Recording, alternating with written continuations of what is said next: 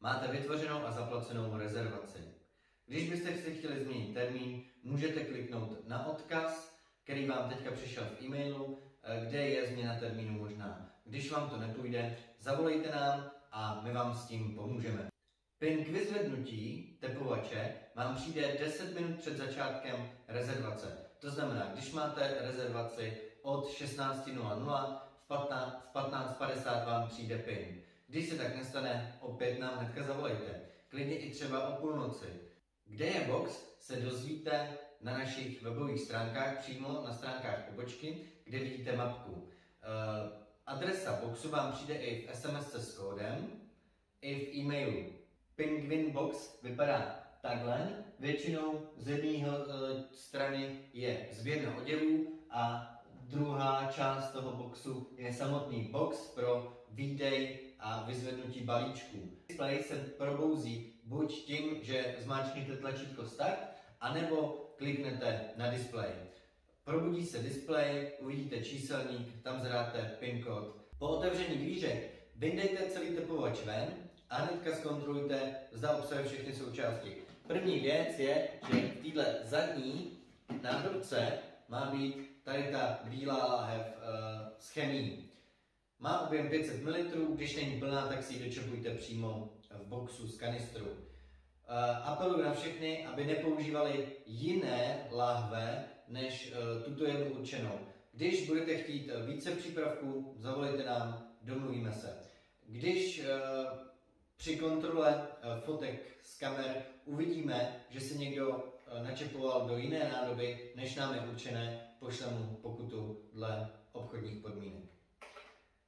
Dále pak zkontrolujeme, jestli obsahuje 2 prodlužovací trubky, malou hubici, velkou hubici, kbelík, který je umístěn pod průhledným víkem.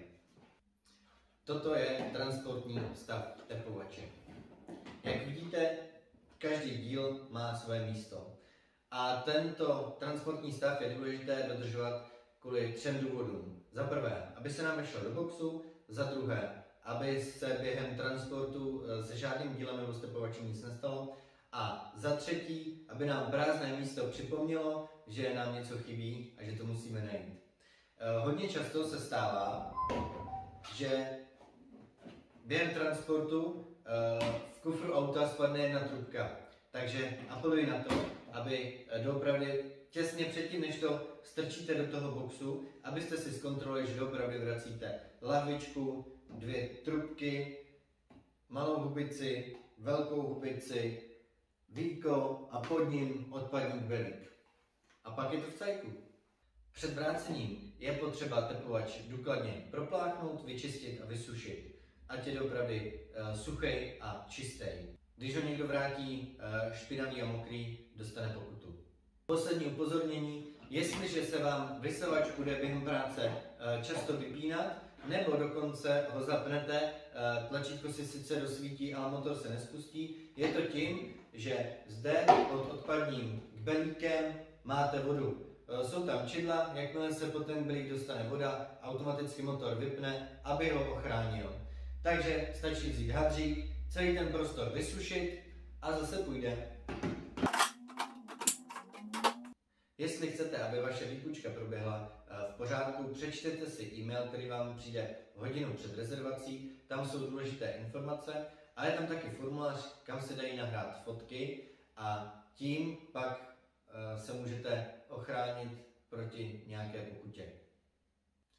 Když nevíte, jak stroj vyzvednout, jak s ním čistit, jak stroj samotný po čištění vyčistit, nebo jak ho vrátit, podívejte se na videonávody. Tak ať máte doma zase čisto.